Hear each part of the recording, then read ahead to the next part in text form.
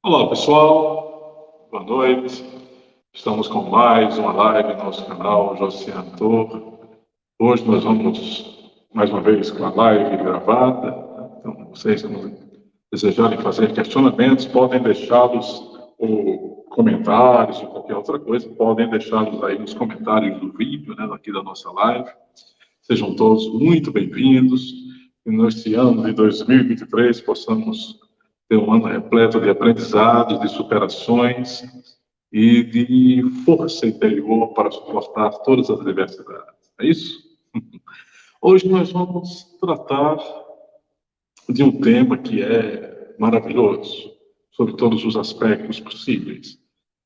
Complexo, enigmático, já virou o tema que se atrela à visão conspiracionista, né, que se alinha a uma perspectiva conspiracionista, mas que, na verdade, é o tema de maior necessidade evolutiva, se a gente quiser colocar dessa forma. Né? Que tema é esse? É sobre a Matrix e o processo de manipulação, de dominação que é feito em torno da humanidade.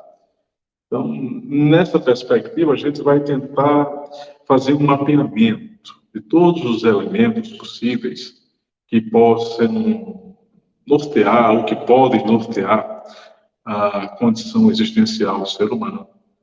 Já que, efetivamente, a gente vive num modelo de existência, não é tão difícil de ser assimilado, tão cheio de falhas, tão cheio de imperfeições, tão cheio de imprecisões, né? De incompletudes, se é que a gente pode colocar também nesse termo.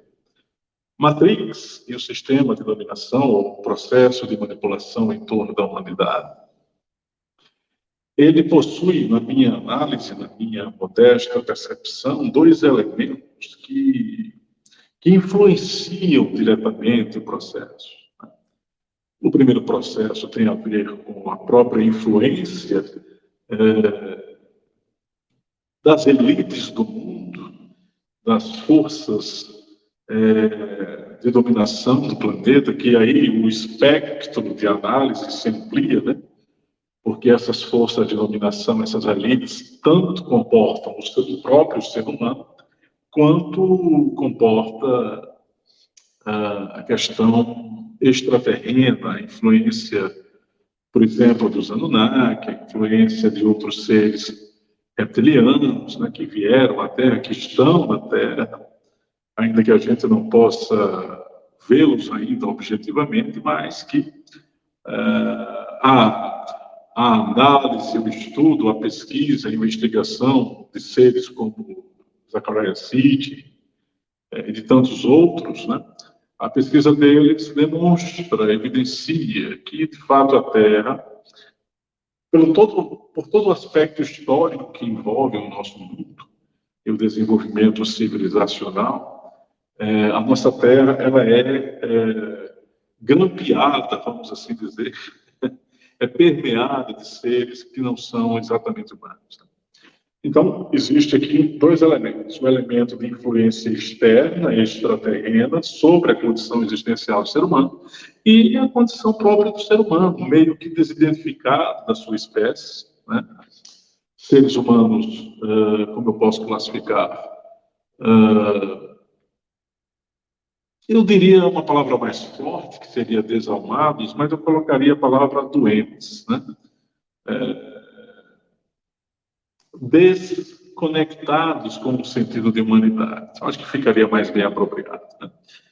Então, para iniciar efetivamente a nossa reflexão de hoje à noite, é de bom ouvitre, né, de bom tom, que a gente permeie os caminhos mais básicos, os conceitos iniciais, né, até mesmo etimológicos, para que a gente possa ir aprofundando nos meandros, né, nos detalhes que envolvem a Matrix. Né? Esse nome Matrix, ele é de origem latina, né? Ele significa mater, né? Matéria, útero, né? Representa tanto o útero quanto matéria, mater, mãe, né? Tem essa perspectiva de um elemento que gesta, mas que mantém o processo, né? Efetivamente, a mãe, né, ela gera o ser dentro do seu ventre, mas ela mantém o processo, mantém até o momento capital da criança, do ser vir à luz, né, surgir no mundo. E a Matrix é justamente a manutenção de um processo, sem perspectiva de mudança. É um processo que tem como elemento capital a manutenção do aprisionamento psicológico do ser humano nos três aspectos básicos, especialmente nos três chakras inferiores, né? Mantém-se o ser humano preso à sexualidade como um instinto maior da vida, e efetivamente, sem a sexualidade, nós não estaríamos aqui presentes, né? Sem o usufruto da energia sexual. Mas, além desse aspecto, nós temos o elemento da segurança interna e depois do poder, representado pelo chakra manipura, né? Ou seja, o sentido de territorialidade e a noção de que eu tenho que possuir alguma coisa para que, a partir daí, eu possa determinar o meu valor diante da vida e diante dos outros. A grande questão que se coloca, que nós deveríamos pensar com maior acuidade, é que todos os manipuladores, e nós somos, eu vou até adiantar aqui um pouco os tópicos que a gente vai tratar hoje, mas todos os manipuladores dessa matrix, né, incluindo o próprio ser humano, eles sabem, ou alguns humanos dentre eles sabem, como deixar o ser humano dócil, refém, como deixar o ser humano empobrecido psicologicamente, intelectualmente. Eles não têm, como é que eu posso dizer isso? Eles não têm vergonha, ou eles não possuem pudor no que se refere a esse processo de manipulação, de imposição de cultura, de imposição de ideologia, de imposição de método de existência, se é que a gente pode colocar nesse termo, né? Por quê? Porque o grande objetivo de todos os manipuladores, aí podem ser extraterrenos e intraterrenos, não, humanos, né? É fazer com que o ser humano se torne obediente. E ao se tornar obediente, o ser humano deixe de questionar. E quando o ser humano deixa de questionar, ele deixa de conhecer. E quando o ser humano deixa de conhecer, ele deixa de saber. E quando o ser humano deixa de saber, ele se torna ignorante. O grande alvo dos manipuladores da humanidade é deixar ela ignorante, presa por aspectos muito baixos, de vibrações densas, frequências baixas, atos primários, atos animalescos, atos que o condicionem a ficar apenas em função de uma vida material, de uma vida animalizada, de uma vida biológica, e é esse o processo que nós temos que romper, se efetivamente nós desejarmos aquilo que a gente tanto clama por liberdade, libertação, alforria espiritual. Para que essa alforria espiritual verdadeiramente ocorra, é preciso que haja ousadia existencial. É preciso que a gente entenda que não há mais nada a fazer a não ser lutar por nossa própria consciência. E quando eu digo não há mais nada a fazer, eu me refiro, não há como a gente criar laços de dependência efetivos com instituições. A gente pode ter referenciais, mas laços de dependência muito estreitos com religiões, instituições ideológicas, políticas. Isso aqui não tem como dar certo em função do modo como a gente vem realizando as nossas práticas ideológicas, políticas e religiosas, que tem sido, evidentemente, uma prática falha, uma ação que não produz o efeito desejado. Então, quando as coisas não correm da maneira mais adequada, é preciso que a gente mude a forma como estamos realizando uma ação para que o efeito também se transforme e, portanto, que haja uma maior eficiência nos resultados desejados, né?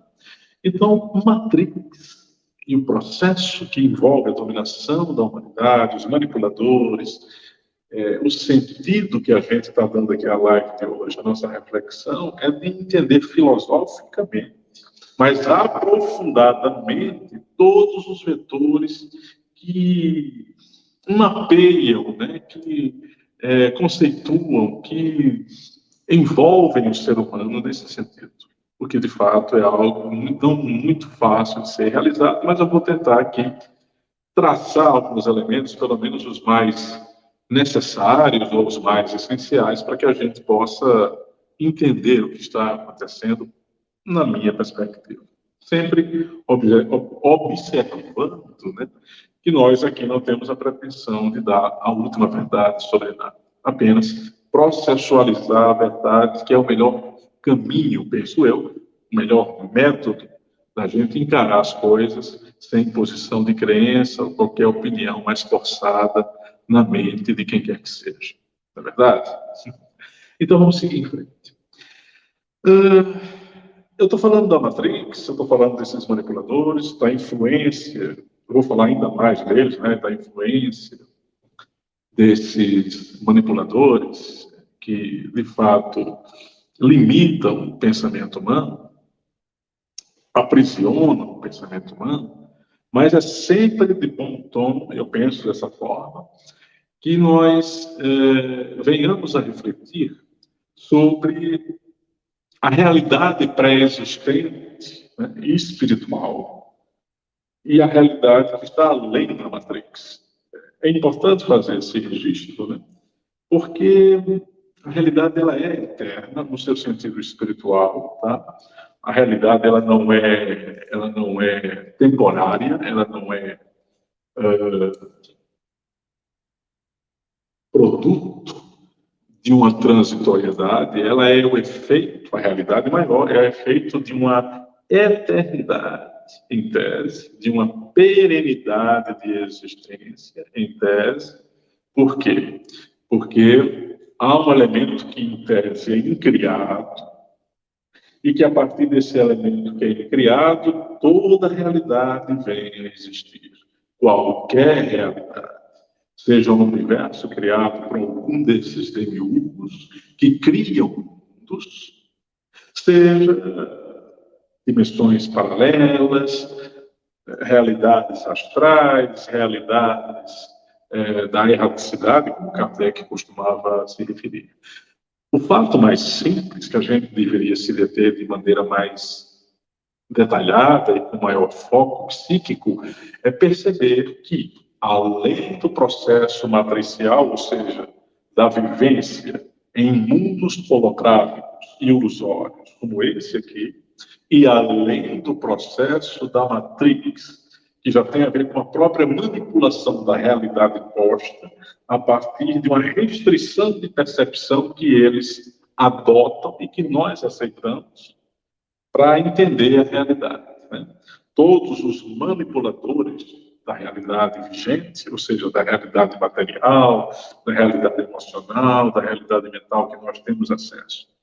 Todos esses manipuladores, eles trabalham com a retração, a diminuição, a restrição da forma que nós temos como entender a realidade. E aí, como me referi há alguns minutos atrás, eles colocam essa restrição nos 3 chakras inferiores, né?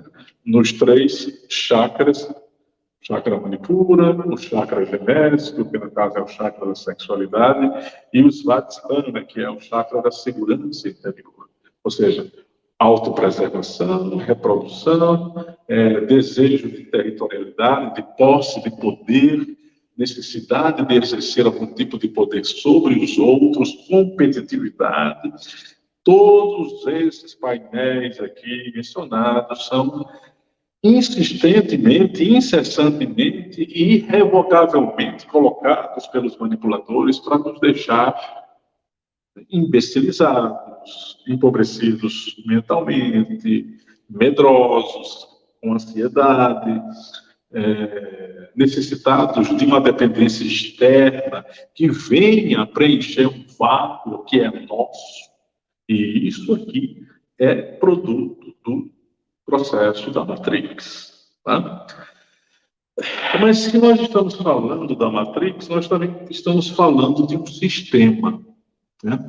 Esse sistema, Sinis Danae, né?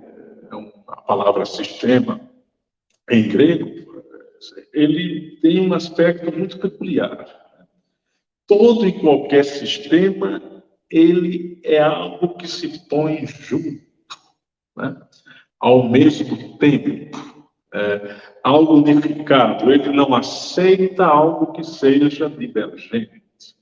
Isso vale tanto sob a perspectiva da nossa corporeidade, né? O nosso organismo ele não aceita nenhum micro-organismo que invada esse corpo, então ele tenderá, pelos anticorpos, a destruir uma célula invasora. Como isso vale também para a nossa relação com as outras pessoas, os países têm os seus agrupamentos, né, para proteger as nações. Em caso último de um processo bélico que venha a acontecer, porque o objetivo de qualquer país decente, de qualquer nação decente, é usar o diálogo, é usar o conhecimento, é usar a fraternidade como linguagem de estabelecimento de pontes entre as outras nações, ou estabelecendo pontes com as outras nações. Portanto, o sistema, ou seja, a ideia de que é algo sistematicamente montado para criar uma homogeneidade, né? É o primeiro vetor mais intenso daquilo que a gente pode conceituar como sendo Matrix. Matrix é esse processo de homogeneização das atitudes. O que significa isso? Todo mundo agindo de uma forma, pensando da mesma forma, falando, sentindo, não tendo reações diferentes, ou seja, todo mundo é padronizado para reagir da mesma forma, socialmente, culturalmente, o comportamento ser sempre aquele, porque é aquele o mais aceito, e se aquele é o mais aceito, o que nós temos aqui é uma limitação. Reparem que todos os grandes gênios da história humana, todos, sem exceção, eles fugiram ao padrão da Matrix. Eles fugiram a essa necessidade de se vincular a um modelo que todos devem adotar imperiosamente. E eles não adotam. Aí você está me perguntando agora, mas precisamos ser gênios? Nós necessitamos ter consciência. O gênio, ele é produto das épocas, ele é produto do esforço pessoal em se desenvolver em determinadas áreas. O gênio não nasce de uma hora para outra. Nós, seres humanos, precisamos criar conscientemente uma forma, um método de agir no mundo com um grau máximo de lucidez possível. Do contrário, nós perpetuaremos esse sistema que eu chamo também de sistema antivital, antivida, né? Ou seja, você tem que sobreviver a qualquer custo, necessitar de uma dependência externa para poder sobreviver, criando ou anulando a si mesmo, né? Criando uma forma em que você não seja você, mas você seja um outro, que é pensado por um grupo de pessoas ou que é pensado por uma outra pessoa, e aí você fica limitado, você fica preso, você não consegue ser você. E se a Matrix tem como objetivo isso, ou seja, se a Matrix tem como objetivo transformar você numa coisa que você não é, primeira noção que o ser humano deveria fazer, primeira noção não, a primeira atitude que o ser humano deveria fazer é questionar. É a coisa mais básica a se pensar, né? Ter essa necessidade de pensar a realidade de forma lúcida, de forma reflexiva, de forma filosófica, de maneira questionadora, de maneira a indagar a realidade. Né? Por que eu preciso me vestir dessa forma? Por que eu preciso falar dessa maneira? Por que eu preciso evitar falar isso e não falar aquilo? O processo matricial, ele impõe isso aqui.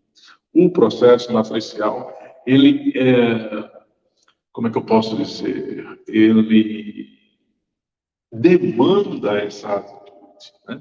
Uma atitude de total dependência, de total encarceramento. Então, se a gente observa que há um sinestanai, ou seja, que há um sistema, que esse sistema não quer a diferença, ele quer a homogeneidade, a gente precisa libertar a consciência da gente, o pensamento da gente, né, para furar o bloqueio do sistema, mas não é criando um outro sistema que seja pior, e nem se arvorando em ser um contra-sistema. Na verdade, você tem que ser apenas você, com o grau de consciência que você possui, raciocinando, compreendendo, observando, contemplando a realidade. Isso aqui que é o mais básico. E aí você vai dizer assim, mas você falou no início que as religiões, que a política necessita sofrer uma transformação. Sim, mas eu me refiro a um método que é equivocado da nossa parte em agir de forma política, de forma correta, politicamente, e de forma religiosa, corretamente. Nós precisamos pensar uma outra maneira de agir por meio da política, precisamos pensar de uma outra maneira no que se refere à religiosidade, porque da maneira que está, na minha modesta análise, a coisa não vai. Por que não vai? Porque nós estamos misturando fanatismo, idolatria pessoal, nós estamos nos cegando para uma identificação excessiva em relação a esses dois vetores que estão nos destruindo, ou que isso aqui está nos destruindo. E está cada vez mais fragmentando a raça humana. E está cada vez mais dilacerando o tecido social humano. E se isso for levado a efeito, ou se isso chegar ao seu objetivo, nós estaremos perdidos, vamos assim dizer. O mundo é uma mentira, se vocês quiserem, de forma bem franca. A história é uma mentira. O modo como nos foi passada a nossa origem também não é algo verídico, né? A criação da raça humana só pelo vetor dos Anunnaki, naquilo que Zecharia Sitchin trouxe e outros, né? Já é algo perturbador, né? Você ser criado para servir de mão de obra para uma raça extraterrena e você tem que ser desde o início obediente. Isso aqui não é uma criação digna. E se aí nós fôssemos remontar ao painel gnóstico, que trata da origem do universo, por Yaldabaoth Hoff e também Javerna próprio, nos meandros filosóficos da revelação cósmica, aí que a coisa também cria ou possui um grau de perturbação acentuado. Veja, isso são perspectivas, tá? Quando eu falo do gnosticismo, do livro de Urântia, até mesmo da própria revelação cósmica, são perspectivas, não são verdades que eu defendo cegamente. E não são crenças, são perspectivas filosóficas que a gente precisa pensar sobre elas, mas não identificar-se nelas de maneira cega. Porque isso aqui também, se nós fizermos, alimentará uma espécie de matrix. É preciso abrir o leque de percepção do ser humano, ampliar o nível de compreensão nossa, para a gente não se fechar em nenhum tipo de verdade. Porque quando a gente se fecha em qualquer verdade, a gente limita o horizonte de percepção, mas também a capacidade nossa de sermos livres, né? O que está em jogo, o que sempre esteve em jogo na história humana, em qualquer época, não é privilégio da nossa época, o que sempre esteve em jogo é a questão da liberdade. Sem ela, nós não poderemos dar o salto. Mas aí, para falar em liberdade, a gente precisa compreender o que nos escraviza, e é a razão de ser da nossa live. Quando a gente fala desse processo de escravização, a gente não pode deixar de lado o painel do controle genético, o aspecto que envolve o controle genético feito por raças extraterrenas, o controle genético feito pelo demiurgo, que deseja que a raça humana permaneça sendo do modo como ela é, né? Ou seja, presa a um tipo específico de ser humano, mas um tipo específico de ser humano que seja intensamente obediente a ele e também obediente a esses grupos extraterrenos que nos influenciam e que interferiram no nosso DNA, no caso dos Anunnaki, né? Esse controle genético ele é feito para, paradoxalmente, prestem atenção, limitar o ser humano na sua diversidade genética. Mas por que eu falei paradoxalmente? Porque, de forma esquisita, o próprio processo de complexidade que norteia o ser humano, no seu elemento mais genético, né, na condição genética, isso aqui deu uma riqueza e complexidade existencial que o próprio Criador achou isso fantástico. Na visão dos gnósticos, na visão dos controladores do sistema. Os próprios Anunnaki se assustaram quando eles misturaram o genoma deles, Anunnaki, com o genoma do hominídeo primitivo nosso. E eles viram que esse ser que surgiu a partir dessa mistura genética, o ser que surgiu, ele foi muito além, ele conseguiu ter uma riqueza genética que eles mesmos não possuem. No caso específico dos Anunnaki, eles têm uma dificuldade enorme, mas enorme, de compreender aspectos que giram em torno de espiritualidade, que giram em torno de empatia, de compaixão, de amorosidade. Isso aqui para eles é algo muito estranho e parece que para algumas raças extraterrenas isso também. E um detalhe, os Anunnaki, eles são intensamente desenvolvidos no seu aspecto do hemisfério esquerdo, né? A capacidade que os Anunnaki possuem, por exemplo, de criar coisas usando a matemática, usando uma lógica fria e dedutiva, e é espantoso isso, tá? Mas, como também existe isso em outras raças extraterrenas, essas outras raças têm dificuldade de entender como é que o ser humano é capaz de criar coisas com metáforas, como é que o ser humano é capaz de sorrir, como é que o ser humano é capaz de ter bom humor, como é que o ser humano é capaz de sentir coisas muito sutis, né? Fazer um poema, homenagear as pessoas que ele ama.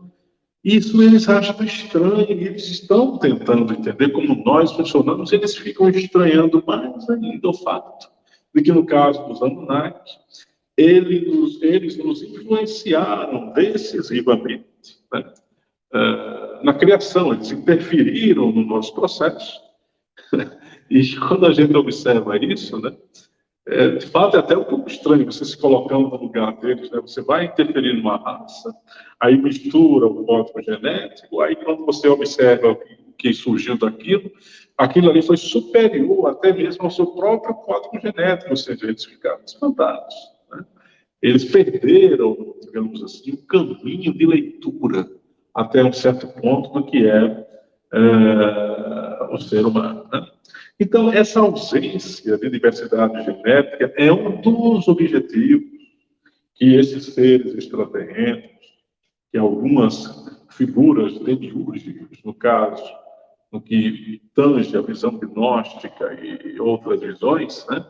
Essa perspectiva de que o demiurgo ele é mau, que não é mau, a gente pode adotar a ideia de que ele é um ser doente. O Criador, quando gerou a realidade, ele perdeu a conexão com a sua contraparte espiritual.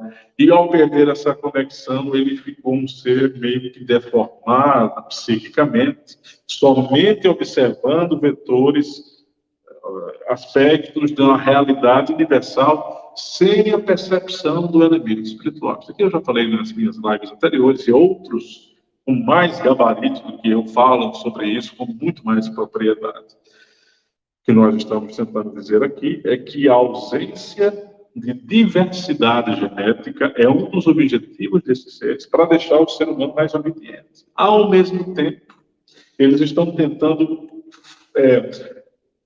drenar, retirar, succionar, será que sei que eu posso colocar essa palavra, né? O DNA humano, no seu aspecto mais rico, para que eles possam se beneficiar, né?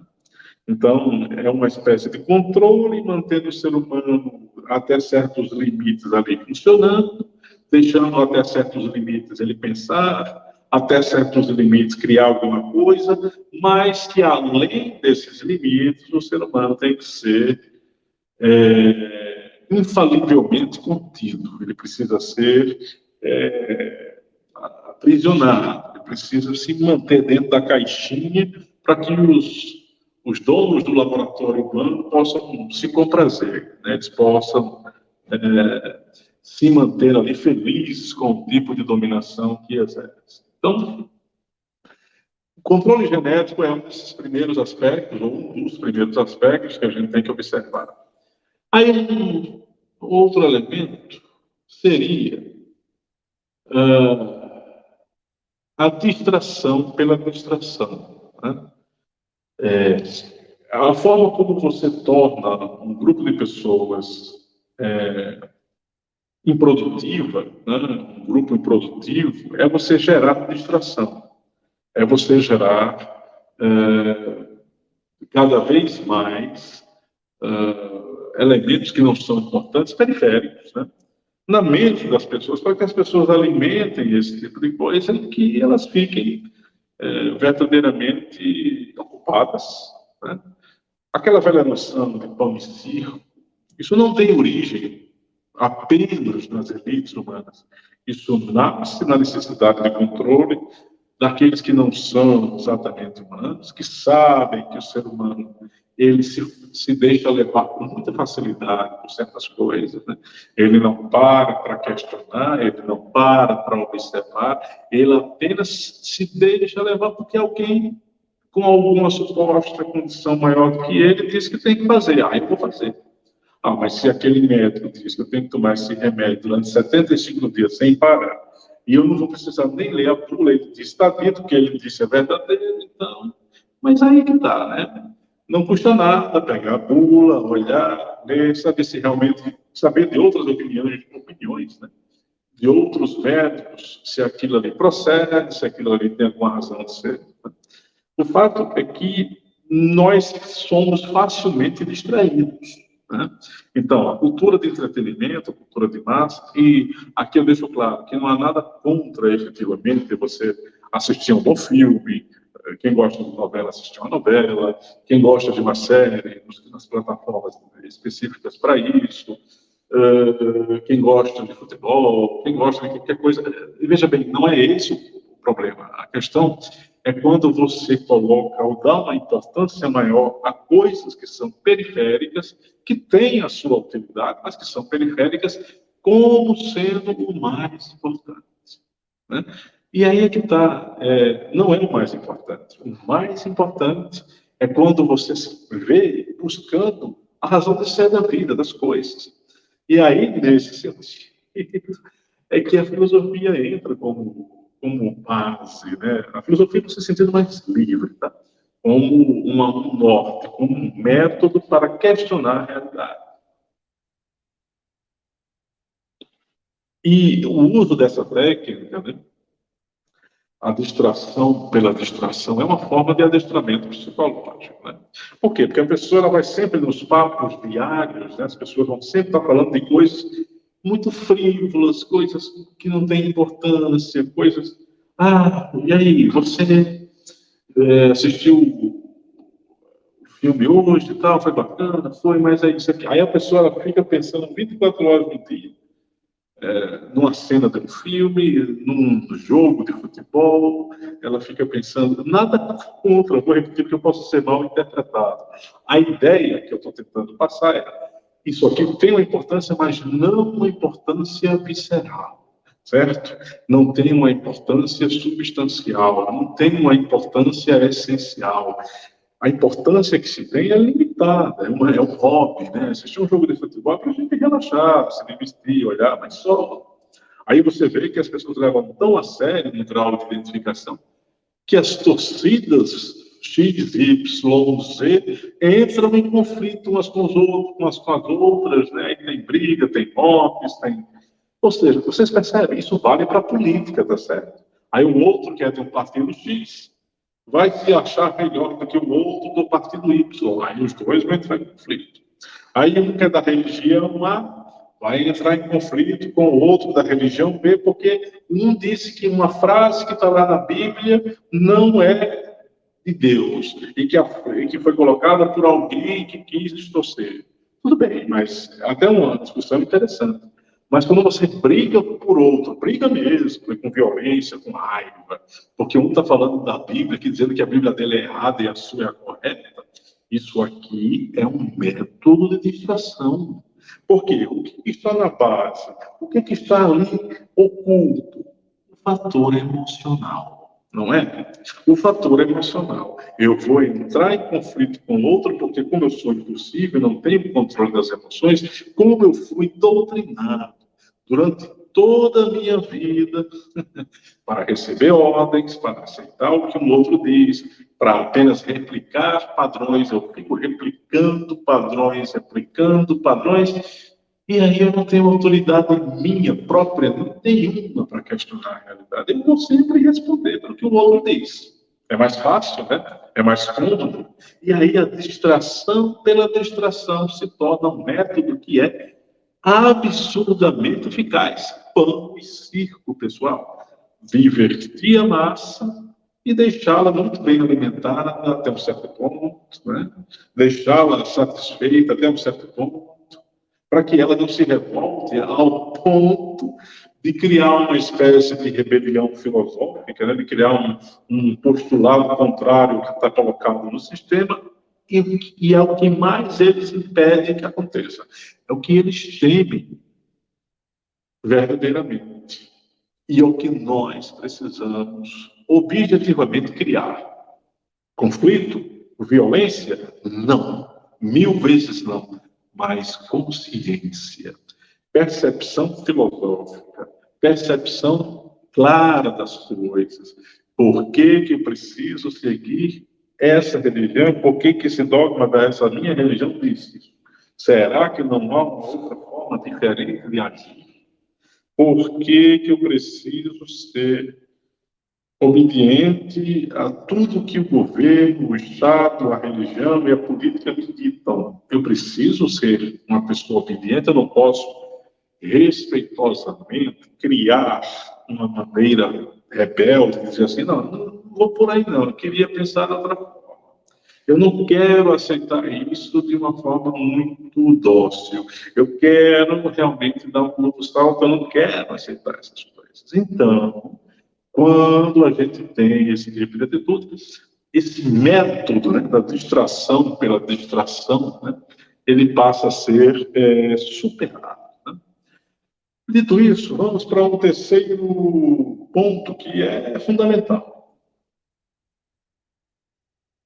e que tem a ver com o jogo das formas mentais, né? Com o jogo das egrégoras, com o jogo das formas de pensamento que são enviadas, né?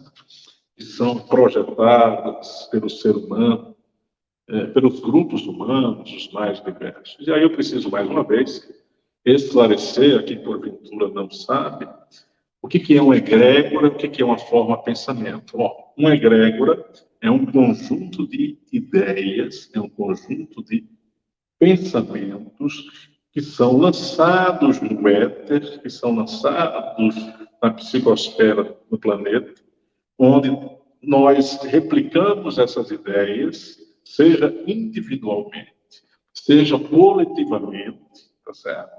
Então, o indivíduo vai produzir ideias que vai influenciar a psicosfera do planeta, assim como determinados grupos, aí entram os grupos religiosos, políticos, culturais, artísticos, científicos, esportivos, seja onde houver grupamento humano e onde houver ser humano criando um pensamento, e esse pensamento se torna replicante, repetitivo, isso aqui é uma egrégora, certo? Qual é o grande aspecto nocivo, dramático que envolve esse jogo das egrégoras? O aspecto mais nocivo é que todos os seres humanos, ou pelo menos a maior parte dos seres humanos, que estão encarnados na atualidade, tá? Segue um jogo, uma trilha, vamos assim dizer, de formas mentais, antiga, arcaica e absolutamente obsoleta. Arcaica, anacrônica. Por quê? Porque todas as egrégoras que influenciam o ser humano.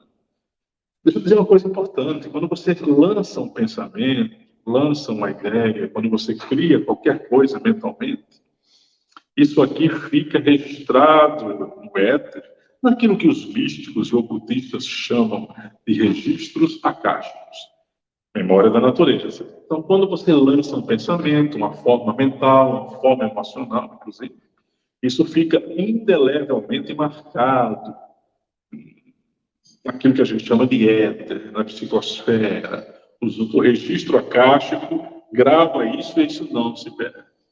Na medida em que você permanece agindo sempre da mesma forma, sempre do mesmo modo, aí você não retroalimenta uma egrégora para dar o salto, você apenas replica, replica, replica, replica. E qual é o grande drama do processo humano? É que nós estamos apenas replicando, ressoando,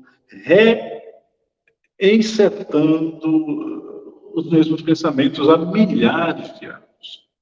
Os pensamentos de 2, 3, 4, 5, 10, 15, 20 mil anos atrás, que está dizendo, são os mesmos.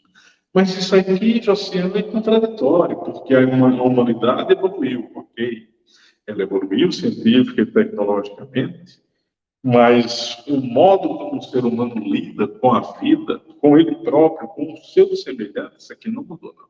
O modo como nós imperializamos em relação aos outros, o modo como a gente detesta certas coisas, como gosta de certas coisas, a maneira que a gente faz para manter o curso da existência é antiquada.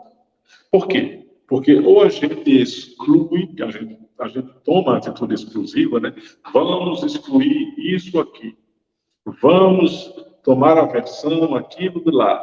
Vamos deixar todo mundo dessa forma, que é a velha ideia do padrão homogêneo, ou seja, nós estamos sempre voltando para o passado, olhando apenas para o retrovisor e não observando o que está por vir.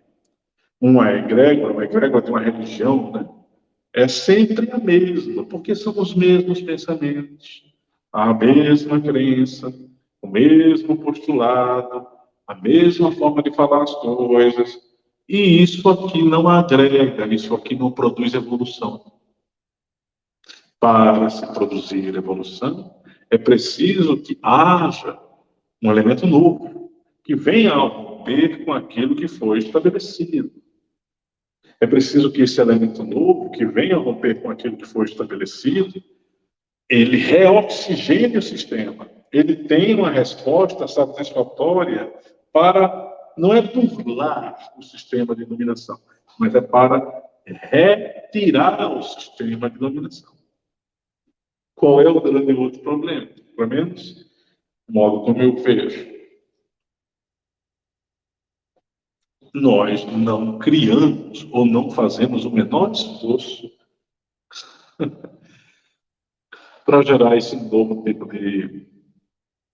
de sistema, mas que não seria sistema porque ela está atrelada à dominação. É uma nova forma de vida, de ação do ser humano. Essa nova forma de ação do ser humano, ela é extremamente inoperante, ela não existe. Repito, nós estamos apenas sendo seres replicadores. Nós não estamos sendo co-criadores. Essa palavrinha que é interessante, né? Porque a física quântica, ela trata disso, né? Ela trata do ser humano quando ele observa um determinado painel, ele observa um evento, uma circunstância, uma ideia, né? O ser humano, ele, quando atinge uma massa crítica de criatividade, como os gênios atingem. Os gênios, eles não têm padrão.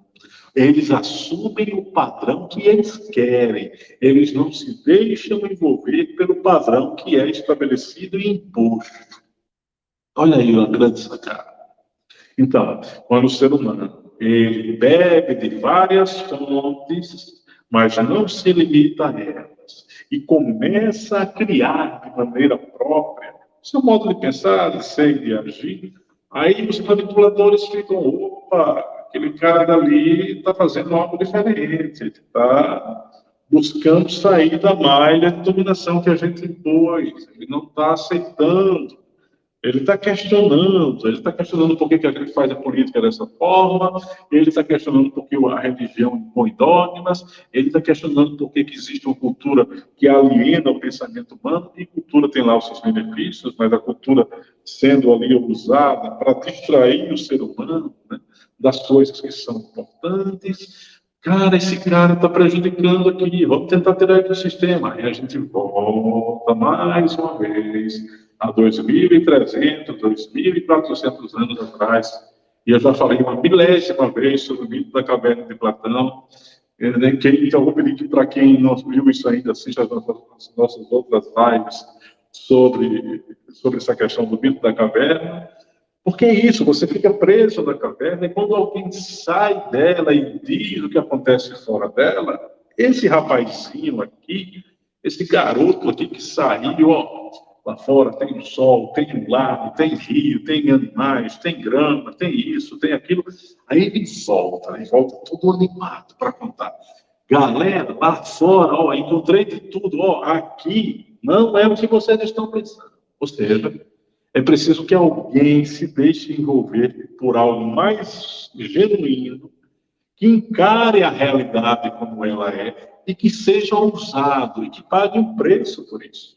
E todos os gênios da humanidade, seres despertos que passaram pela Terra, de algum modo pagaram pelas coisas, pagaram um preço muito alto pelas coisas que fizeram, porque não ficaram refém do padrão, do modelo, da Matrix, foram além dela. Não deixaram de ser o que são, porque uma religião dita um modo de ser, porque uma corrente ideológica política dita uma forma de ser. Matrix, distração pela distração. Isso precisa ser superado, e a questão das egrégoras, né, como uma outra necessidade evolutiva a ser conscientizada e renovada. Renovar uma egrégora é você mudar a forma como você pensa. Então, vamos começar individualmente, cada um de nós pensando de uma maneira diferente. Como eu posso contribuir para a raça humana lançando pensamentos produtivos? Eu posso pensar, por exemplo, em não seguir de forma obediente a religião, mas fazendo parte da religião, mas questionando, não aceitando. Inclusive, eu posso estudar outras religiões e não me apequenar apenas no meu credo religioso. É uma forma bacana, né? Então, você vai lá, visita as outras correntes religiosas, tenta entender a essência delas e agrega ao seu modo de ser. Se for útil, se você achar que seja pertinente, se você achar que seja útil.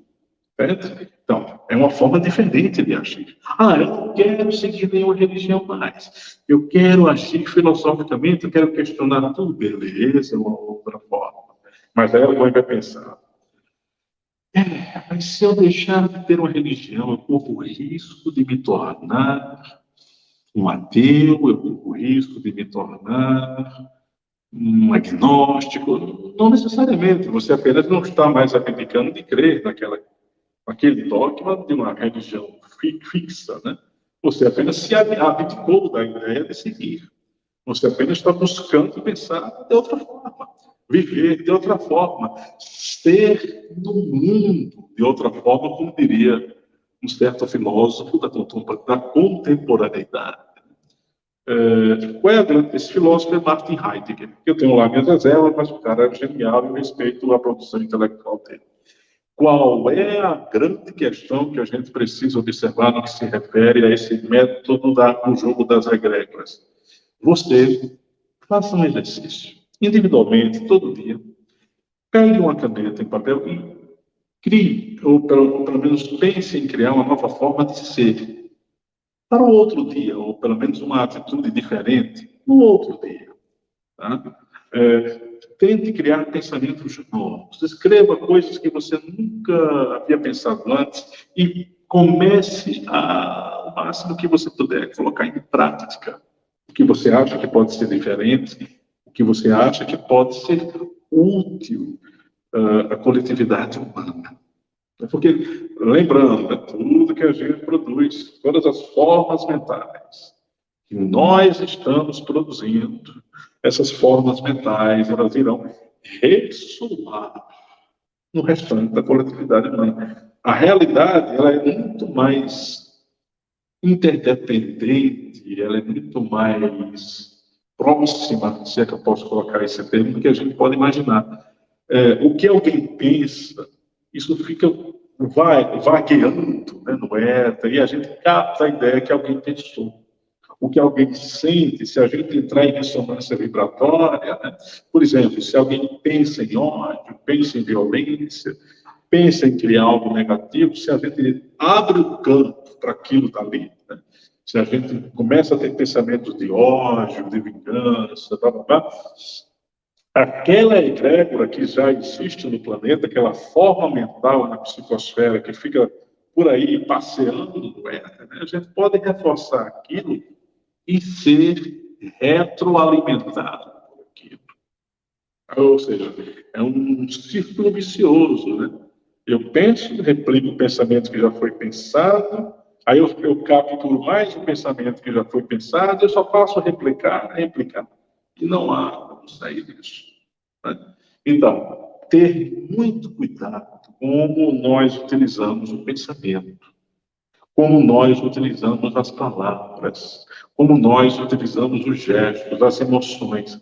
Nós somos muito inábeis ainda na arte do controle mental, do controle emocional, do controle do pensamento. A gente acha isso uma balela. Lógico, né? Nós fomos condicionados a apenas crer, a agir pelo instinto, a agir na emoção mais intensa que puder, em última instância pensar, em última instância raciocinar sobre aquilo que a gente vive. Ou seja, isso aqui é Matrix. Isso aqui é aquilo que genialmente as irmãs Wachowski criaram como já lendário e maravilhoso. Lendário porque o filme é estupendo. O filme Matrix, né? A quadrilogia Matrix das irmãs Wachowski, que apresenta uma metáfora maravilhosa, né? A pílula azul e a pílula vermelha. A pílula azul é a pílula do comodismo.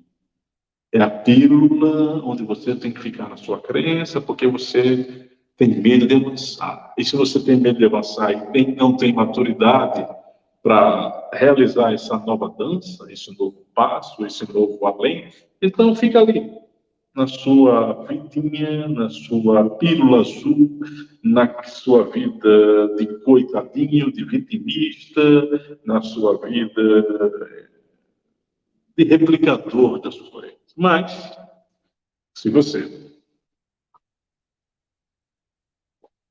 deseja se libertar do sistema antivida, ou se você deseja se libertar da Matrix, é preciso tomar todas as pílulas possíveis, é preciso tomar a pílula vermelha da consciência lúcida, mas não somente isso. É preciso se desapegar da matéria no seu sentido mais negativo, né? É preciso olhar a vida verticalmente, né? Porque apenas a observação da vida horizontal não é suficiente para a gente se libertar da Matrix. A gente só consegue isso quando o elemento da consciência espiritual ela entra em ressonância com o elemento da consciência psíquica, da nossa capacidade intelectual. Você pensa, você sente, mas você está pensando e sentindo a partir da sua consciência mais profunda, desse eu que se manifesta para além do nome de uma forma, para além da forma. Eu tenho nome, você tem um nome. Eu tenho uma forma, você tem uma forma. Mas quando a gente se desidentifica do nome, da forma, de todos os rótulos possíveis, quando a gente para de se identificar como flamenguista, vascaíno, ateu, gnóstico, agnóstico, partido A, partido B, religião A, religião B, ou religião C, ainda fazendo parte, é bem complicado entender isso, né? Mas quando você cria essa distância, ó, eu faço parte da religião A, mas eu tenho aqui, eu tenho que abrir um espaço para mim mesmo no meio dessa crença aqui, de ser eu, né? Então, quando eu faço esse exercício com as minhas próprias ideias, eu mesmo vou criando minhas próprias opiniões, eu mesmo, além da minha religião, vou criando uma forma diferente de compreender as coisas, como os gnósticos diziam, né? Antes de crer, compreender. Antes de aceitar, refletir. Antes de falar, pensar. Antes de julgar, se tornar desidentificado. Esse método, essa forma, é efetivamente, pela mesma forma mais lúcida que eu mesmo comecei, ainda claudicantemente, a fazer comigo mesmo, né? A gente tem que começar, de alguma forma, a pensar a realidade e pensar com autonomia. Não existe outro caminho, né? E aí vem um outro elemento, que ele é terrivelmente... ele é produto do fanatismo, que eu falei lá no início da live, tá? Que ele é um elemento nocivo demais. E que tem a ver com esse messianismo, né? Que tem a ver com essa idolatria a qualquer grupo de pessoas, a personalidades, né? Sejam essas personalidades nas mais diversas áreas da civilização humana, não importa se você idolatra, venera, se você vê o outro como Salvador, aquele que vai redimir o mundo, isso aqui é muito, muito perigoso. Primeiro, porque todas as pessoas na face da Terra, excetuando talvez alguns indivíduos que já atingiram um grau evoluído, mas mesmo assim eles erram. Mesmo assim, eles erram. Então, de uma maneira mais abrangente, todos nós erramos. Nós não podemos criar uma ilusão de que alguém vai nos defender e vai nos salvar com o seguinte argumento: esse alguém também precisa se redimir, né? Ele precisa evoluir e ele precisa se tornar não um exemplo para os outros, ele precisa se tornar um exemplo para ele mesmo, para que ele possa ser sim alguém a ser seguido. Mas o seguir alguém é um processo doentio na atual fase da existência humana, né? Porque o ser humano não segue alguém, ele se torna cego. Ele não vê mais aquilo que está além, né, do que é estabelecido. Ele tem, por uma carência existencial, que seguir. E aí, se ele tem por obrigação que seguir, ele não sabe mais ser ele, né? Então, essa ideia do messianismo, essa ideia que já é veiculada há muitos séculos, isso aqui é uma ideia secular, tá? Milenar, inclusive. Você elege alguém como sendo aquela pessoa inatacável, indestrutível, inabalável, e que ela não pode ser. Não existe isso. Seja hoje, seja no ontem, seja no amanhã. Ah, o meu partido político é maravilhoso, ele é perfeito. Ah, a minha religião, ah, o meu grupo de amigos é perfeito. Ah, o meu grupo escolar, isso ou aquilo, o meu esporte, meu time de futebol, isso ou aquilo passa a ser indestrutível, inatacável, inabalável, e aí não dá, porque é o que a Matrix deseja, que você crie esse tipo de anelo emocional. Mas sabe qual é o efeito disso? Você para de pensar. Então, se você cria a idolatria, o messianismo, o fanatismo, né, você deixa de ser lúcido, porque você só está agora olhando para aquele mesmo ponto. Olha que drama, olha que coisa ruim, olha que coisa danada, medonha, e que a gente deixa passar, passa o pano, né? A gente deixa a coisa fluir, quando na verdade nós deveríamos colocar um dique, uma represa ali, paralisando isso. Na verdade, um exercício muito salutar que a gente deveria fazer é quando a gente se perceber muito cheio de muitas opiniões e verdades e crenças e valores, e cheio de todas as certezas, a gente para num dia e começa a retirar cada uma dessas certezas, a questionar e retirar no sentido assim, bom, agora eu não quero, vou fazer um exercício aqui, eu não vou mais acreditar nisso aqui, não. Eu não vou mais entender isso dessa forma, não. Eu vou entender isso aqui dessa outra maneira. É um dia de desconstrução. Tá? Crie um dia de desconstrução da sua própria natureza. Eu vou agora buscar sentir emoções mais leves. Eu vou ficar mais agindo nos impulsos que a minha reatividade deseja. Não, eu vou esperar cada vez mais antes de tomar uma atitude. Eu vou evitar cada vez mais antes de dizer uma palavra. Eu vou esperar. Só o ato de esperar, de parar, já é muito. E já é evolutivo, inclusive. Né? Então, assim, vejamos o quanto é importante, na análise que a gente está aqui tratando, né, a gente observar esses elementos. Eu poderia falar agora uns métodos, né, para sair da Matrix. Mas eu vou falar desses métodos, mas eu vou pedir a você que me ouve ver agora que já comece a fazer esse exercício. Eu vou apresentar aqui os meus métodos, ou alguns dos que eu já fiz. E mais você vai tentar agora questionar os meus métodos e buscar criar os seus. Se você não conseguir fazer isso, enfim, procure uma outra forma, ou até mesmo siga alguma coisa que eu estou dizendo aqui, mas sem cegueira. Apenas como uma referência. E se você sentir que o que eu estou dizendo aqui não irá ressoar no seu mundo interno, deixe de lado. Tá?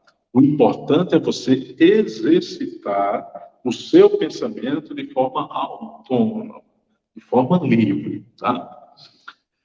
Se há um método que o ser humano pode fazer com muita liberalidade, vamos assim dizer, né? Se há um método em que o ser humano pode agir sem ter muitos pontos, é praticar algum tipo de yoga. E quando você pratica, por exemplo, a yoga da respiração profunda, né? Você inspira, segura e retém, solta. E quando você faz isso conscientemente, né? Você não é apenas respirar, é observar o que você está pensando. Aí você nota. Tá? Esse é o primeiro método. Não foi suficiente? Aí você pode estudar um método da yoga chamado Jnana Yoga. A Jnana Yoga, ela é a yoga do conhecimento. O que significa isso? Filosofia. É você, ao invés de ficar questionando, intelectualizando tudo, e teorizando tudo, você vai ter alguns momentos de contemplação. Você vai se observar o meio externo, destensionar as emoções e começar a pensar e criar perguntas. Crie qualquer pergunta que você achar que seja importante. Crie qualquer pergunta que seja útil, que busque o sentido das coisas. Tá? Esse é um método. O outro método, eu poderia indicar aqui a meditação. Mas a meditação, ela em si não tem um problema. Na verdade, a meditação não é um problema. Mas nós, ocidentais, nós somos irresponsavelmente educados a apenas agir no imediatismo, produto da Matrix. Então, nós temos muita dificuldade em meditar. Eu conheço muitas pessoas que têm dificuldade em meditar. Se você não consegue meditar efetivamente, então eu vou pedir a você apenas que silencie por alguns instantes, que de olhos abertos. Você senta e silencia e observa a realidade. Não faz nada, deixa apenas a contemplação tomar lugar. Deixa a contemplação tomar lugar. Faça isso por alguns instantes. Quando você faz isso por alguns instantes, aí você já se desligou daquele turbilhão de pensamentos que estava ali lhe oprimindo. Você pode fazer esse experimento que vai acontecer isso. Você vai sentir que aconteceu ali um processo mais harmônico, inclusive você vai perceber, e olha que eu estou falando de alguns instantes, você vai perceber que houve uma maior clareza mental. Você conseguiu ter maior clareza mental, ainda que fosse por alguns instantes, né? Então, isso aqui, observe. E um outro método é usar a visualização. Visualize o máximo que você quiser e puder. Mas visualize coisas que sejam no presente. Faça isso, gerando uma nova perspectiva em torno da realidade. Colocando uma vontade, uma intenção. Né? Por exemplo, eu quero ser diferente, eu quero tomar atitudes fora do hábito condicionado. Então, eu vou procurar, nos mínimos detalhes, gerar um novo hábito. Né? Eu vou tomar um copo d'água de uma maneira diferente, eu vou escovar os dentes de uma outra forma, eu vou assistir TV anotando, ao invés de ficar assistindo apenas. Eu vou escutar música clássica, ao invés de apenas ser rock ou qualquer outro estilo musical. Crie uma forma diária de fugir das mesmas coisas que você faz. Você vai perceber uma mudança no modo como você pensa e você vai começar a perceber que vai ter maiores intuições. Né? Eu vou citar isso aqui, mas lógico que o elemento maior que a gente tem para sair da Matrix, o elemento mais vigoroso que nós temos para sair da Matrix, na minha percepção, é o desapego. Tá? Desapegar-se de todas as coisas que limitam você do pensamento, desapegar-se fundamentalmente da identificação com o corpo, da identificação com o mundo interno e externo, né? E principalmente desidentificar-se da dualidade. Né? Nós estamos tão encarcerados psiquicamente que nós só observamos as coisas de um modo muito dual. Eu sei que há coisas que são duais por natureza, o dia e a noite, o alto e o baixo, mas no que se refere às ideias, às ideologias, às opiniões e às crenças, isso aqui tem um aspecto dual que nós temos condições de superar. Então, são aqueles conceitos lançados pelos manipuladores. Bem versus mal. O homem versus a mulher. O certo versus o errado. O anjo versus o demônio. A religião versus os ateus. Todas as classes de dualidades que você quiser fazer aí, você vai perceber que elas limitam. Não, Josina, não limita, não. Peraí. Alguém do partido A começa a criticar alguém que não é do partido A e que não é do partido B, melhor dizendo, alguém que não é do partido A e que não é do partido B, começa a criticar o partido A e começa a criticar o partido B. Aí, se esse alguém vai entrar em conversa com o partido A, esse do partido A vai dizer assim, olha, você é do partido B, porque você está me criticando. Aí ele vai lá para o cara do elemento B, do partido B. Aí o partido B vai lá e diz assim, olha, você é do partido A, porque você está me criticando. Qual é o grande pulo do gato?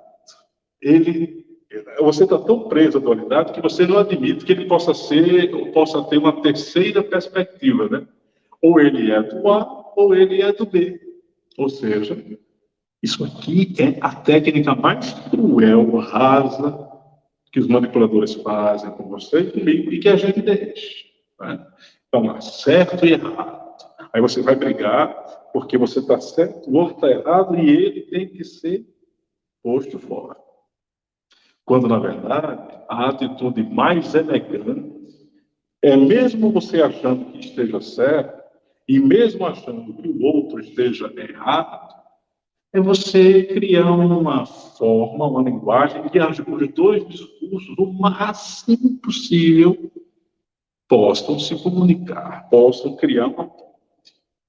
Se isso não é possível, então deixa o outro ser o que ele é e você ser o que você é. Mas impor a sua forma de agir e de pensar como sendo a verdadeira e destituir o outro de pensar e ser como é, isso aqui não se deve fazer. Isso não se deve fazer por uma razão muito simples, porque isso destrói a capacidade de isso mesmo, de percepção. É limitação o tempo todo, é limitação. Ou é A ou é B. Tá, e não pode haver um elemento C que contenha uma percepção mais abrangente, veja, não pode. Quero deixar você bem fechadinho aí na opinião A e na opinião B. Jamais ultrapasse essa opinião A e B, porque se ultrapassar, eu vou destruir você. Isso aqui são os manipuladores que pensam dessa maneira. Né? Então, sim, pessoal, veja, quando a gente observa na raça humana esse grau de identificação que a gente está refletindo hoje aqui à noite, e aí talvez não tenha ficado muito claro isso, identificação, vou até esses últimos minutos aqui me deter um pouco mais nisso. O que é a identificação? É quando você assume que uma ideia é a ideia única e exclusiva a nortear a sua vida, e você está tão identificado emocionalmente com aquela ideia que você não abre espaço para pensar diferente, porque você se basta. Você entende? É como se aquilo ali já dissesse assim, olha, não precisa de mais nada. Tá bom? Chega, já atingiu o cume da certeza absoluta, não há nada a buscar, não há nada de novo.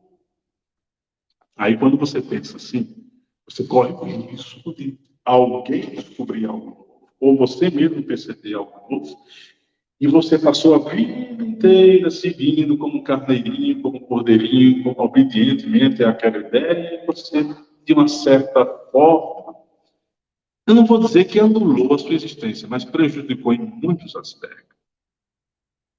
Então, esse assunto que a gente está refletindo aqui hoje, ele é profundamente sério, tá? Não é mais um tema para entreter, não é um tema conspiracionista, é um tema de vigor, é um tema de substância. A gente precisa refletir e entender e meditar e compreender esse tipo de informação que, particularmente, eu aqui estou passando para vocês. Outros passam também. Né? Então, assim, é ter a noção de que algo precisa ser movimentado, né?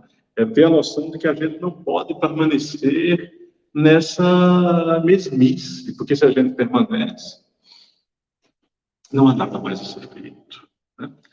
E eu não poderia, então, vocês entenderam a questão da identificação, né? Ótimo. Eu não poderia deixar de mencionar aqui o fator extraterreno. Né? Eu falei da condição humana, né? Do modo como a gente age. Eu falei dos dois elementos, né? O elemento humano, que se utiliza de práticas X, Y, Z para manter a matrix, mas eu tenho que falar do elemento extra-humano, ou seja, daqueles seres que não são humanos, extraterrenos, e que efetivamente estão na cúpula do mundo, ditando as regras para manter a humanidade ali presa. E aqui eu vou abrir espaço, mais uma vez, para a questão que envolve os Anunnaki, que envolve o clã de Enlil, que envolve o clã de Enki, e não só os Anunnaki, os reptilianos e outros seres extraterrenos, cuja agenda só tem uma, é deixar as coisas como estão, é não trazer nada de novo. Tá? O clã de Enlil e o clã de Enki, particularmente ligado à questão dos Anunnaki, né? Eles têm uma atitude que seria a de criar essa fragmentação ou acentuar essa fragmentação. Mas não é apenas isso. Isso tem a ver com, inclusive, o modo de você falar, a utilização de algumas palavras, que é reforçado nas mídias, nas plataformas, nos livros, nos outdoors, na TV, no celular. Palavras que vão ficar alimentando o seu inconsciente para deixar você dentro daquela perspectiva lá dos 3 chakras. Isso aqui parte dos extraterrestres, tá? Essa ideia de criar determinados modelos, palavras, imagens e símbolos para deixar o ser humano ali atrelado inconscientemente a sempre agir sempre daquela forma. Isso aqui vem deles. Aí o clã de Enlil, particularmente, que deseja a destruição da raça humana, nunca foi favorável à miscigenação do homem ou do ser humano com o DNA Anunnaki. E depois, o próprio Enki, né? Só que o Enki, ele aceita essa miscigenação, mas ele também deseja tirar proveito da dominação, né, que é posta. Esses dois aqui, eles vão se utilizar de métodos aparentemente distintos e diferentes, mas tendo o mesmo objetivo. Né? Por exemplo, todas as religiões que tiveram a sua origem, as religiões abraâmicas, né, o judaísmo, o islamismo e o cristianismo, por exemplo, elas são de fomentação ideológica de Enki, mas com a participação, o incentivo, o patrocínio, entre aspas, de Enlil. Porque você perceba que todas essas religiões que eu acabei de citar aqui e outras, né, elas tiveram guerras, elas tiveram conflitos, elas geraram processos de muito sangue, e o sangue derramado, literalmente, traz um tipo de alimento energético para esses manipuladores extraterrenos que a gente não imagina. Aí a palavra é reforçada para manter você sempre nesse tipo de circuito existencial. Então, você vê palavras específicas, né? Vamos na luta, faça isso, temos que derrotar o inimigo, temos que fazer todo tipo de fraseologia que é colocado para deixar você contra o outro. Isso aqui, tá? É proposital. Isso não vem apenas dos humanos. Isso vem de fora. Isso vem dos Anunnaki. Os Anunnaki entendem que o ser humano pode se unir. O que eles não entendem, para ficar mais claro, é o modo como o ser humano estabelece as suas emoções e os seus sentimentos. Sentimento de empatia, sentimento disso, sentimento daquilo outro. Tá? Mas eles entendem que o ser humano precisa ser fragmentado em grupos cada vez mais separados, porque eles sabem que é mais fácil dominar. Então, o uso dessas palavras, desses símbolos e dessas imagens, qualquer símbolo, os símbolos que foram milenarmente defendidos, por exemplo, no budismo, por exemplo, o mesmo símbolo que foi, eu não posso falar aqui o nome, mas aquele símbolo que é milenar, foi utilizado, por exemplo, no segundo grande conflito mundial do século XX, pelo homem do bigodinho. Ele utilizou aquele símbolo que é milenar, que não tem nada a ver com as ideologias daquele período onde o homem do bigodinho viveu. Então, veja, esse símbolo aqui tem uma força, esse símbolo carrega uma egrégora própria que foi distorcida para uma intenção negativa, para um propósito negativo. E quase eles conseguiram vencer, não é verdade? Então, isso aqui advém de uma estratégia de manipulação dos extraterrestres, certo? Eles sabem lidar com esses símbolos, com essas imagens e com algumas palavras que deixam o psiquismo humano ali fechado, tá bom? Qualquer necessidade de inverter conceitos, propositadamente, conceito de Eldos Berro, Lúcifer, portador da luz, aí o cara inverte e diz que ele é o diabo. Enaltecer emoções violentas. Basicamente, os reptilianos usam dessa estratégia, a violência junto com alguns ataques, né? Para provocar uma oxidação da adrenalina, e a oxidação da adrenalina resultará numa substância que algumas comunidades científicas dizem que não é verdade e que a gente tem que respeitar, tá? Só estou colocando aqui uma outra perspectiva, chamada de adrenocromo. E esse adrenocromo, essa substância, em tese, ele retarda o envelhecimento. Ele é um rejuvenescedor e ele teria o elixir de uma vida muito longa, né? Isso foi retratado no filme das irmãs Wachowski, O Destino de Júpiter, quando a família de Belém, né, ceifa determinadas gerações humanas e o ser humano é transformado numa pilha, prestem atenção, ele é transformado numa pilha para rejuvenescer a família real, Abraxas. Aliás, esse nome Abraxas é profundo e que propositadamente foi colocado no filme para a gente refletir, mas não será aqui produto hoje da minha reflexão, porque eu daria uma outra live e isso aqui não extrapolaria o tempo, né? Mas o que eu estou tentando dizer para você que essas emoções violentas patrocinadas pelos reptilianos, pelos Anunnaki, mas notadamente o clã de Enlil, né?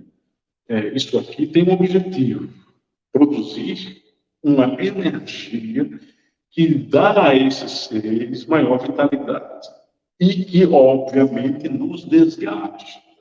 Na medida em que você e eu, nós agimos com violência emocional, com truculência emocional, na medida em que nós agimos com ódio, com virulência, sobre todos os aspectos, nós estaremos alimentando uma egrégora que beneficia alguns desses seres, mas nos prejudica. Então, só por esse elemento aqui, você pode questionar e refletir. Então, você está dizendo na live, lá que a oxidação da adrenalina produz uma substância, adrenocromo, e que essa substância, em tese, pode produzir maior rejuvenescimento, ela retarda o envelhecimento. Será que isso é verdade? Vamos investigar, vamos ver se isso tem fundamento no que ele está falando. Aí ele vai lá investigar, não, Josiane, parece que não tem fundamento de verdade, você está dizendo não. Mas como você disse na live que tem essa visão e respeita a visão dos médicos e dos cientistas, você não se apegou à verdade, você passou a informação e pede para que eu reflita. Pronto, é isso que eu estou pedindo. Que você pare, reflita, pense de modo próprio e não aceite o que eu estou aqui me referindo.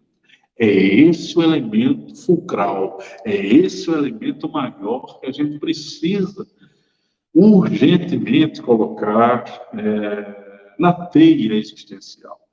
Porque se isso não for feito, o jogo vai terminar. O jogo vai terminar, ou seja, eles vão dominar por completo. Como eu acho que eles já estão dominando, e a gente não vai ter mais como sair dessa gaiola, dessa teia, desse modo de existir, que é sempre pensando em sobreviver, em trabalhar, em se reproduzir. Mas há algo errado nisso? Não. Por quê? Porque isso faz parte da vida, isso tem um certo grau de satisfação. Mas qual é o grande problema? Eu não posso ficar apenas pensando nisso. Eu preciso verticalizar a minha atitude. Ok. Eu vou viver os prazeres que a vida oferta, vou pagar minhas contas. Pagar conta não é prazeroso, estou dizendo que é as coisas habituais, né? Vou pagar minhas contas, vou cuidar do meu corpo, vou me alimentar, vou fazer esporte, vou para o trabalho, vou dormir. Ótimo. Mas ao lado disso, o que seria importante também, eu vou pensar de modo ousado, eu vou pensar algo diferente que eu não pensei hoje. Eu vou sair dessa malha de hábitos repetitivos o máximo que eu puder. Aí isso aqui você vai estar produzindo algo que os manipuladores temem, ficam todos se coçando de medo. Só mais um detalhe, eles são em minoria, tá? Eles são em minoria e nós somos a maioria. Aí eles nos vencem pelo método de dominação. E nós poderíamos vencer através de uma atitude diferente, mas usando a quantidade, né, de pessoas raciocinando, refletindo, compreendendo a realidade de modo muito singular. Se desapegando. Pessoal, o desapego é a coisa mais urgente. Desapegue-se dos seus defeitos e se apegue às suas virtudes, por exemplo. E lá mais na frente, se desapegue das suas virtudes e dos seus defeitos. Eu sei que é complexo entender isso, mas vamos então fazer um processo. Vou me desapegar de certas atitudes aqui que eu não gosto em mim. Vou enaltecer certas virtudes em mim, ok? Beleza? Mas eu vou lá na frente criar um estado de hiperturbabilidade, né, que os históricos chamavam de ataraxia, para que eu possa pensar e agir, sentir e compreender a vida sem ficar na dualidade. Né? Está todo mundo me elogiando, oba, está todo mundo me criticando, fiquei triste. Né? A gente faz isso, oba, e fica triste. Essa dualidade, né, isso aqui é doentio, né? Você fica eufórico, aí depois você fica introspectivo, triste. Quando a gente compreender que nem a euforia, nem essa depressão, essa tristeza fazem bem para a gente vai compreender que está dando sabor a isso. Né? Na medida em que a gente olha de fora, olha a si mesmo de fora, não é olhar o outro apenas de fora, olhar-se de fora é fundamental. Perceber-se além daquilo que os outros podem ter uma opinião sobre nós. Perceber-se além do próprio nome, da própria forma, né? Não se apegar tanto a isso aqui que a gente é fundamental. Por quê? Porque a gente tem mais consciência. Nós ganhamos em elasticidade neural, nós ganhamos em elasticidade psicológica, em clareza psicológica, em clareza mental e espiritual. Ok?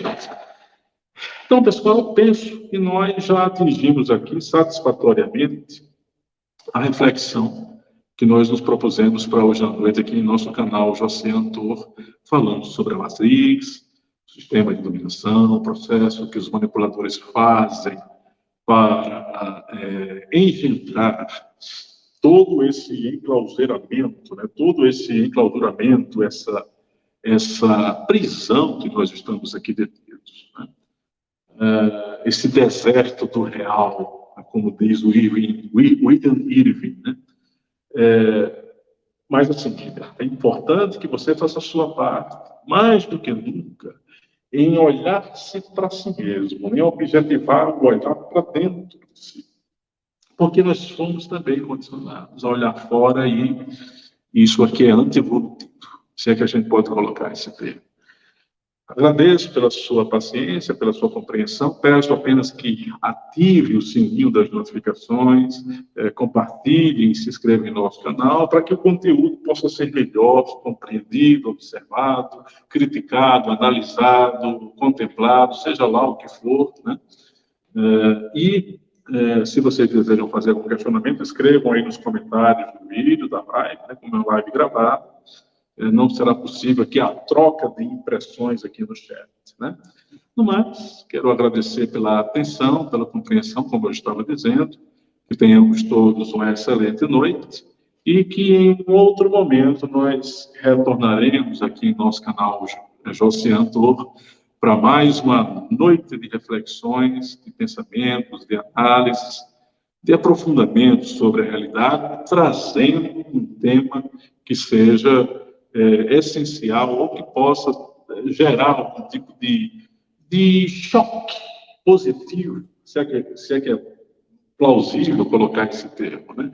Que possa trazer um choque construtivo da realidade. Eu estou criando já umas coisas aqui que não tem sentido, eu acho.